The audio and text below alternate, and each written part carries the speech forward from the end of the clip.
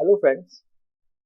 Now in this section we are going to discuss the current affairs of CLAT 2023.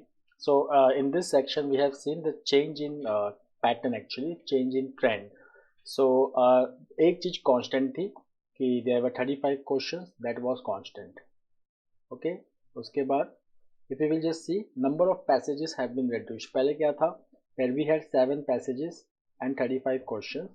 Now each passage used to consist 5 questions. अब change हो गया है, we have 5 passages and each passage contains 7 questions, so 5 7 are 35. तो number of questions उतने ही है 35, but passages को reduce कर दिया गया है. एक हिसाब से ये ठीक भी है कि जीके को करने में और कम टाइम लगेगा. अगर यही पैटर्न चल रहा है तो to read the passage, so 7 passage को रीड करने में आपको टाइम लगेगा, बट 5 पैसेजेस के लिए आपको इतना टाइम नहीं लगेगा. सेकेंड थिंग इज कि पैसेज जो है वो इतने बड़े नहीं रखे गए हैं, बट पैसेजेस जो हैं सारे करंट अफेयर से लिए गए हैं. बट यहाँ पे एक ट्रेंड देखा जा रहा है, वो ये देखा जा रहा है कि कोई भी टॉपिक हो, 2 से 3 क्वेश्चन जो है वो उस टॉपिक के करंट अफेयर से आ रहा है. बाकी क्वेश्चन जो आ रहे हैं वो आप कह सकते हो कि they are very static in nature, जिनके लिए एक प्रायर नॉलेज होना बहुत ज़रूरी है. For example if I am discussing this president election of president, 15th president of India during the 16th presidential election, तो यहाँ पे प्रेसिडेंट के बारे में 2-3 क्वेश्चन है करंट अफेयर से रिलेटेड. बाकी सारे जो क्वेश्चन है वो स्टैटिक से हो जाते हैं. बट ये मैं नहीं कहूँगा कि जो स्टैटिक के भी जो क्वेश्चन है वो हम करंट अफेयर्स में डिस्कस नहीं करते हैं. जब भी हम डेली हिंदू एनालिसिस करते हैं और जब भी हम कोई इशू पढ़ते हैं तो उसमें उसका स्टैटिक पार्ट भी कवर होता है. तो लगभग सारे न्यूज़ जो हैं वो वहीं से आ रहे हैं. सो this has been the pattern overall. ये जो पूरा पैसेज है, 5 पैसेजेस जो पूरे करंट से आए हुए थे, तो इनका जो लेवल है, I will say that maximum question is easy to moderate, but few questions are tough. At least हर पैसेज में 2 क्वेश्चन तो टफ दिख ही रहे, कि ऐसा कि जिनके लिए बहुत हिस्टोरिकल नॉलेज चाहिए तभी वो हो पाएगा. So this has been the trend over here. So now in this video now I will be discussing the answer key also, and I will also try to discuss कि क्यों ये question पूछा गया है और आगे के लिए क्या स्ट्रैटेजी होनी चाहिए. That will be the highlight of my lecture, and when I will discuss the strategy part I will include CLAT and ALEC both. So now this first passage is about the 16th presidential election. तो आप लोग को पता होना चाहिए कि ये जो इलेक्शन हुआ था जिसमें ऑनरेबल प्रेसिडेंट का इलेक्शन था, जिसमें मिस द्रौपदी मुर्मू जो है वो 15th प्रेसिडेंट बनी, but it was 16th presidential election. तो इनके बारे में पूरा एक उनका ब्रीफ बैकग्राउंड दिया गया है, एक इलेक्शन का बैकग्राउंड दिया गया है, और उनका भी बैकग्राउंड यहाँ पे सेकेंड पैराग्राफ में डिस्कस हुआ है. तो अगर हम पैसेज देखें तो पैसेज से कोई भी इंफॉर्मेशन जो है वो आंसर में काम नहीं आ रहा है. So let's move to the question itself. So now coming to the 31st question. Before Draupadi Murmu, India had only one other female president, Pratibha Patil. When did Pratibha Patil serve as the president of India? तो ये जो question है इसको मैं current में ही लूँगा, क्योंकि जब हम डिस्कस कर रहे थे इस टॉपिक को अगस्त में, तो ये चीज़ें डिस्कस हुई थी. तो इस क्वेश्चन में अगर आप लोगों को नहीं भी समझ में आ रहा था कि क्या राइट ऑप्शन है, तो आप एक तरीका लगा सकते थे कि द्रौपदी मुर्मू का इलेक्शन 2022 में हुआ. इसे 5 साल पहले 2017 में रामनाथ कोविंद जी का इलेक्शन हुआ जब वो प्रेसिडेंट बने थे. उससे पहले प्रणब मुखर्जी हमारे प्रेसिडेंट थे, तो उनका कार्यकाल हो गया 2012 से 2017. उसके पहले प्रतिभा पाटिल थी. एक लिस्ट भी हमने डिस्कस किया था जब हम हिंदू एनालिसिस अपने वीडियो में करते हैं. फॉर एग्जांपल अगर आप डेली हिंदू एनालिसिस देखें, डेली न्यूज़ एनालिसिस जो मन law classes YouTube private channel पे अवेलेबल है, तो वहाँ पे हम लोग न्यूज़ को डिटेल में डिस्कस करते हैं. तो वहाँ पे हमने ये सब डिस्कस किया था. सो this is the direct and very easy question. So the answer for this is 2007 to 2012. Okay, 2012 to 2017 ये प्रणब मुखर्जी का काल है. और ये जो बाकी टेन्योर्स दिए गए हैं, इस टेन्योर में ये कोई प्रेसिडेंट का 5 साल का टेन्योर नहीं रहा है. This has been the figure. The next is again a very direct question and very easy. That president Murmu has earlier served as the governor of which state. तो यहाँ पे देखिए पैसेज आप पढ़ेंगे तो आपको ऐसा फील आ सकता है कि ये ओडिशा की होंगी, ठीक है, बट ओडिशा में इनका जन्म हुआ था, इनकी पढ़ाई लिखाई हुई थी, यहाँ से ये एमएलए थी. बट ये यहाँ की गवर्नर नहीं थी, ये झारखंड की गवर्नर थी। और इनकी गवर्नरशिप की एक बड़ी खास बात थी कि ये पहली गवर्नर थी जिन्होंने 5 साल पूरा कंप्लीट किया था झारखंड में। सेकेंड चीज, अगर आप ध्यान दें तो यहाँ पे कुछ आ रहा है कि इन्होंने एक अमेंडमेंट स्टॉप किया था विच वॉज रिलेटेड विद छोटा Nagpur tenancy act that was brought in by the BJP government of Raghubar Das which involve changing land use in tribal area. तो अभी ट्राइबल एरिया की बात हो रही है, ठीक है। तो अगर ट्राइबल एरिया की बात हो रही है तो यहाँ पे आप थोड़ा सा लॉजिक लगा सकते थे कि ऐसी कोई ट्राइबल एरिया में की अगर हम बात करें तो सिर्फ 2 ही स्टेट इसमें से बचते हैं, एक झारखंड और एक उड़ीसा। बट क्योंकि ये छोटा नागपुर की बात हो रही है, ठीक है ना, छोटा नागपुर टेंडेंसी है, तो छोटा नागपुर प्लेटो में लगभग लगभग हम झारखंड को ही लेते हैं, ठीक है। सो the correct answer was Jharkhand. तो ये एक कह सकते हैं कि डिराइव्ड आंसर इसका कहीं ना कहीं पैसेज में है। So again this was easy. अगर ये डिराइव नहीं भी कर सकते थे जब हम न्यूज़ पढ़ रहे थे तो this was discussed about her tenure as Jharkhand governor. 33rd question is that the first presidential election was held by the Election Commission in which year? Now यहाँ पे 1948 और 49 रूल आउट हो जाते हैं, ठीक है। अगर आपने थोड़ा सा भी हिस्ट्री पढ़ा होगा तो 1948 और 1949 रूल आउट हो जाते हैं, क्योंकि देखिए जब तक कॉन्स्टिट्यूशन अडॉप्ट नहीं होगा तब तक प्रेसिडेंट नहीं बन सकते, क्योंकि प्रेसिडेंट का जो पूरा आर्टिकल है वो सब कॉन्स्टिट्यूशन दे रहा है।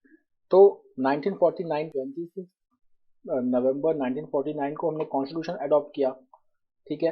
तो ये 1949 के पहले हो ही नहीं सकता और 1949 में भी नहीं हो सकता, तो 1948 और 1949 अपने आप एलिमिनेट हो गए। Now coming to 2 option. अब ये 2 ऑप्शंस पे बहुत ज़्यादा कंफ्यूजन हो सकता है कि 1952 होगा या 1950 होगा। अब फर्क है, 1950 में भी डॉक्टर राजेंद्र प्रसाद जी का इलेक्शन हुआ था as the president of India और 1952 में भी हुआ था। पर फर्क क्या है दोनों में?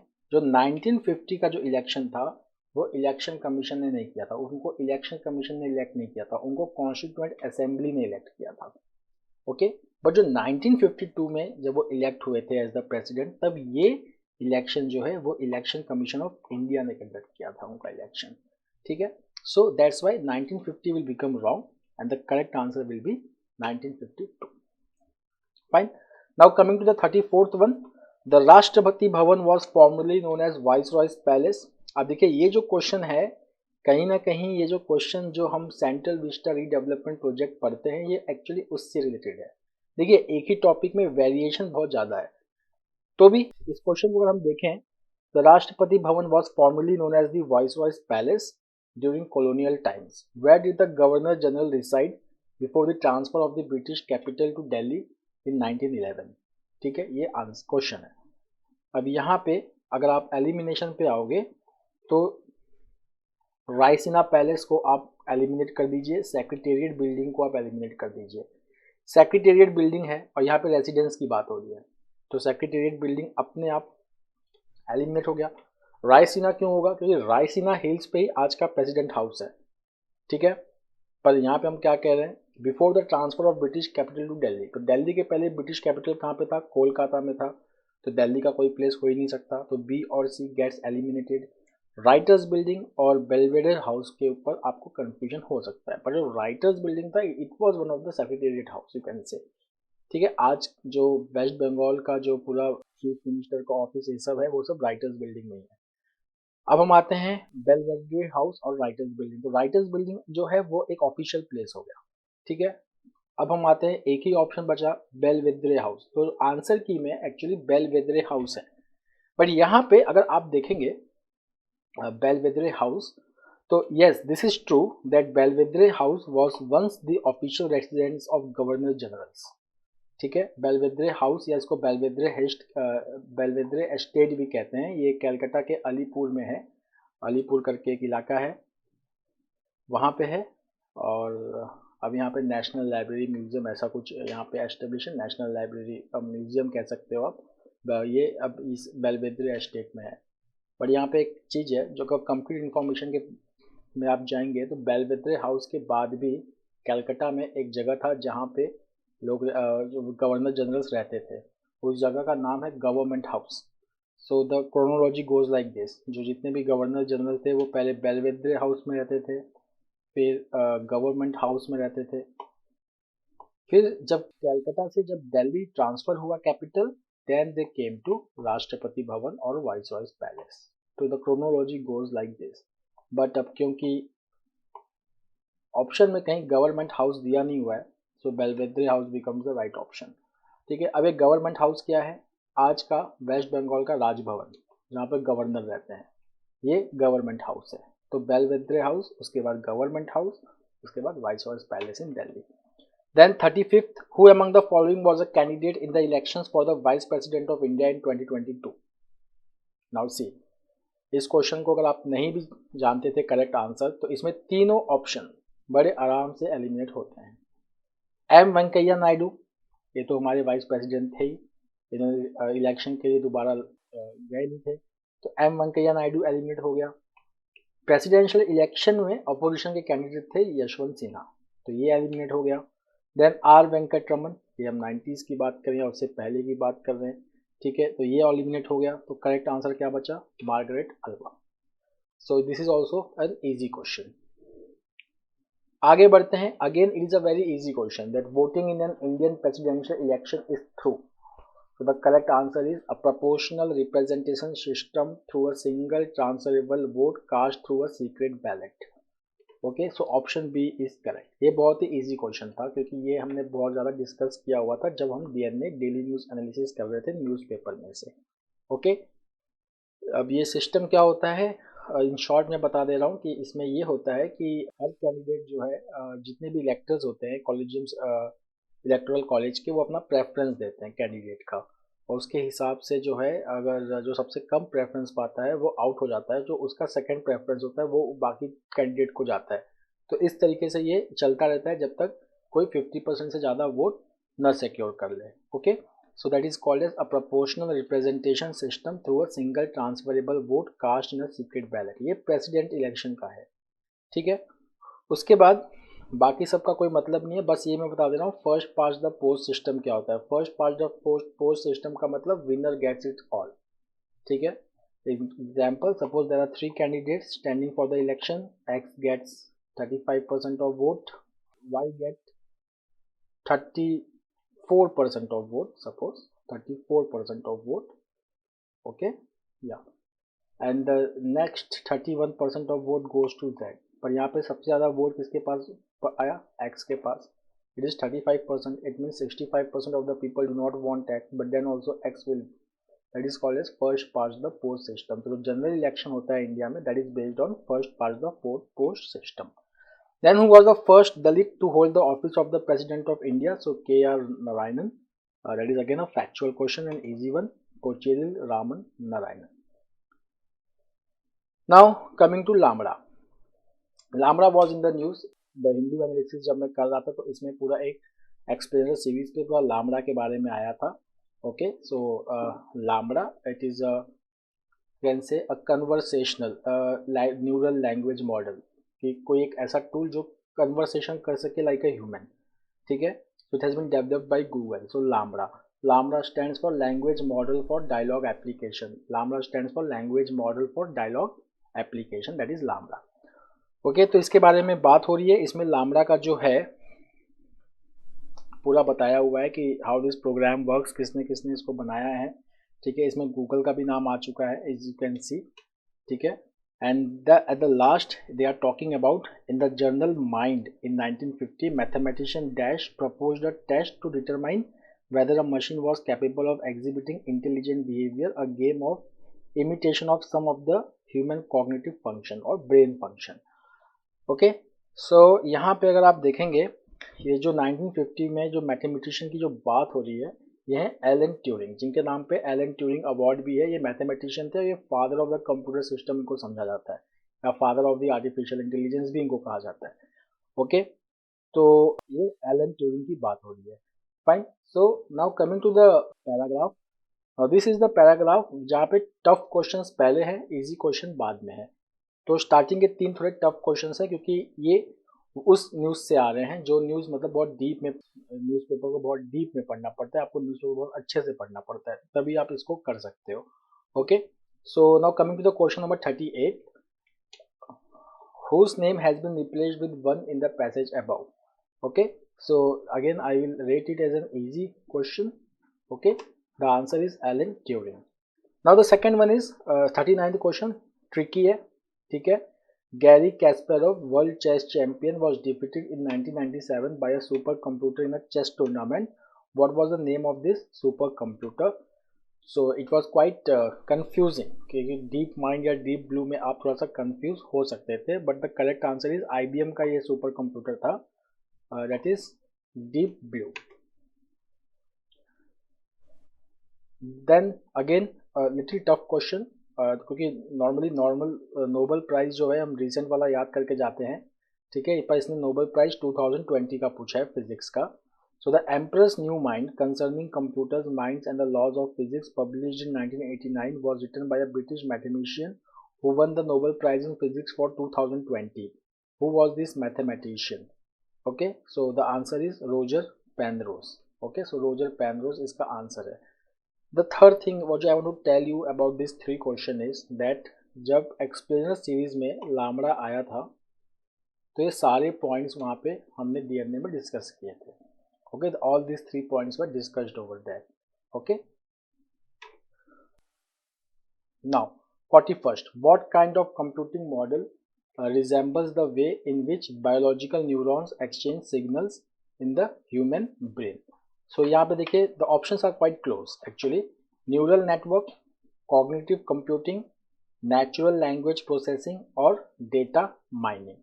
ठीक है, बट यहाँ पे anybody who has read about Lambda or who has read about ChatGPT, they will come to know that it is a neural network. Neural network का मतलब जैसे हमारा brain function करता है ना, there are neurons which act like a node which receive the information. तो इसमें 3 step होता है, receiving the information input, then हमारा brain उसको प्रोसेस करता है, प्रोसेसिंग, और फिर हमारा ब्रेन एक आउटपुट देता है, सो दैट इज आउटपुट. ठीक है, तो जो न्यूरल नेटवर्क होता है it is based on this thing, there will be nodes, computer nodes will be receiving the information, फिर उनमें प्रोसेसिंग होगा. अब ये प्रोसेसिंग कैसे होता है? With the help of artificial intelligence and machine learning, and then they give the certain required output, that is the neural network. उसके बाद जो कॉग्निटिव कंप्यूटिंग है, कॉग्निटिव कंप्यूटिंग एक्चुअली क्या है? Cognitive computing is the umbrella term which includes neural network, which includes data mining, which includes artificial intelligence, which includes natural language processing also. Okay, natural language processing. Now what is natural language processing? So see, the natural language processing मतलब कि हम computer को इस तरीके का programme उसमें fit करेंगे कि ताकि वो जो नेचुरल लैंग्वेज होता है, जो डेटा होता है नेचुरल लैंग्वेज का, जो नॉर्मली हम बात कर रहे होते हैं, उनको वो प्रोसेस कर सके. ठीक है, that is called as natural language processing. तो अगर हमने वो प्रोसेसिंग कर ली तो फिर कंप्यूटर जो है वो जवाब दे सकता है नेचुरल लैंग्वेज में. Then again the easy question, what is the full form of LaMDA? So the correct answer is language model for dialogue application. Then Meta's newly released fully trained large language AI model is called as OPT. Okay, OPT. तो OPT stands for Open Pre-trained Transfer Language. बाकी जो HTTP है, SMTP है या FTP है, okay, these are about the protocols, okay, texting protocols, और transfer, these are about transfer protocols. TP, they are all transfer protocols. So like FTP is file transfer protocol, then HTTP widely known as hypertext transfer protocol, then SMTP is called as simple mail transfer protocol. Then 44th April 2021 में supreme court ने कौन सा legal research assistive tool launch किया था? That is called as SUPACE. Okay, SUPACE. So SUPACE, the full form of SUPACE is supreme court portal for assistance in court efficiency. The next is as a result of FIFA's restriction on players wearing one love rainbow arm bands. ठीक है, answer मैंने बोल दिया, one love rainbow armbands during the 2022 World Cup in Qatar. Okay, the German Football Association has taken the matter to the Court of Arbitration for Sport. ठीक है, Lausanne Switzerland में है. In a protest against FIFA's rule regarding the armband meant to support the LGBTQ+ community, the German players covered their lips in a team picture taken before their 2-1 defeat to Japan. ठीक है, So this is about the FIFA World Cup 2022. Ultimately, Argentina has won that. So over here, now they are talking about the FIFA, and now they are going to talk about the controversy which erupted because Qatar was holding it. तो दो controversies हैं इसमें, एक तो LGBTQ+ community का, ठीक है, second क्या था इसमें, workers, okay, workers, exploitation of workers. Okay, so let's come to the 45th question. What is the name of the armband which has been replaced by one in the passage, just the way I told, one love, ठीक है, उनको band पहनना था while playing. The second is the name of which community has been replaced with two in the passage above, yeah, LGBTQ+. Then what is the name of the system used to monitor and regulate migrant laborers, which is used in Qatar and a few other countries and which came under heavy criticism during the FIFA World Cup 2022 in Qatar. So it is a kafala system, ठीक है ना, कफाला. तो ये जो कफाला system है, ये gulf cooperation council के जितने भी मेंबर्स हैं उनमें ये कफाला सिस्टम चलता है. It is a type of employer employee relationship system, ठीक है ना, where employees have certain rights over the employees. Fine. So this kafala system has been used to exploit the workers, and some experts they say that it is a modern type of slavery. So the protest erupted against this kafala system, which is followed in Gulf Cooperation Council countries. Then the next is, where is the court of arbitration for sport based? So I told you, Lausanne in Switzerland. Then who is the current captain of the Indian men's football team? अब ये question क्यों आया मैं आपको बताता हूँ. एक तो फीफा का चल ही रहा था फुटबॉल का, फिर फीफा का कंट्रोवर्सी भी चला था फुटबॉल एसोसिएशन इंडिया के साथ. After that there was Durand Cup, which is the oldest football tournament in India, that was also being hosted recently in Bengal, Assam. Okay, so इसलिए ये क्वेश्चन पूछा गया है, ठीक. So this is all from the news, nothing is outside the news और nothing is outside the newspaper. So यहाँ पे 49 का answer is C. 50th, Timothy Weah, okay, the Paris Saint-Germain and US national team player, okay, is the son of the president of Liberia. Then which of the following is the oldest football tournament in India? So it is Durand Cup, ठीक है ना, Durand Cup, Durand Cup. After that is Santosh Trophy, ठीक है चारों के चारों football tournament team, ठीक. But सबसे पुराना है Durand Cup. It started in 1884, ठीक है, and it is a Durand Cup is played by football club, ठीक है. संतोष ट्रॉफी और डुरैंड कप में एक डिफरेंस है. संतोष ट्रॉफी में कौन रिप्रेजेंट होता है? States. States get represented in Santosh Trophy. Durand Cup में फुटबॉल क्लब जैसे मोहन बगान, ईस्ट बंगाल, तो इसके सबसे मैक्सिमम विनर्स भी मोहन बगान और ईस्ट बंगाल ही हैं डुरैंड कप के. Okay, the latest winner of Durand Cup is Bengaluru Football Club. So I told you it is a football club type of match. The next is about FTX, which is a cryptocurrency exchange. So cryptocurrency were in news because FTX is suffered a major loss. तो यहाँ पे दो factual question पूछा है about the founder of FTX and the second वो company का नाम which was set up in 2017 and which was in news. Okay. So these are two has been asked about the FTX. So they are now talking about this thing FTX. Now see, which person's name has been replaced with one in the passage above? So they are asking one of the founder of FTX. Okay, so one of the founder of FTX and former CEO is Sam Bankman-Fried. Second, they are asking about the company which was set by this person, Sam Bankman-Fried. Okay, that is Alameda Research. So these two are from current affairs totally. The third is also from the current affairs because she is the person Elizabeth Holmes. She was recently convicted for 11 years imprisonment, okay, in this year. So that is Elizabeth Holmes. Okay, she is the founder of Theranos. Now 55th, 56th, 57, 58.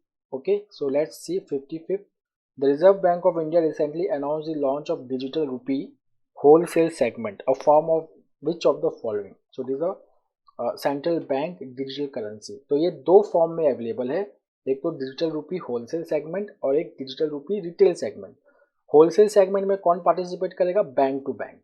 उसके बाद business to customer, business to bank, customer to bank, that will be retail segment. Okay, so that is the digital rupee. So it is a part of central bank digital currency. Then which of the following technologies does cryptocurrency rely on? So cryptography and blockchain. तो cryptography क्या करता है? Cryptography जो है वो information को cryptic बना देता है कि ताकि जो इन्फॉर्मेशन है वो उसी के पास पहुंचे जिसके पास वो कोड है. ठीक है, that is cryptography. Blockchain, this is the technology of which is called as distributed ledger. Blockchain के बिना क्रिप्टो करेंसी चल ही नहीं सकती. So blockchain and cryptography, this both are the technology used for crypto currency. Then what is spectrography? Spectrography क्या करता है? Spectrography is the study of light. ठीक है ना, जैसे कि अगर आप देखेंगे व्हाइट लाइट का visual spectrum VIBGYOR, they study the spectrum. Okay, so that is spectrography.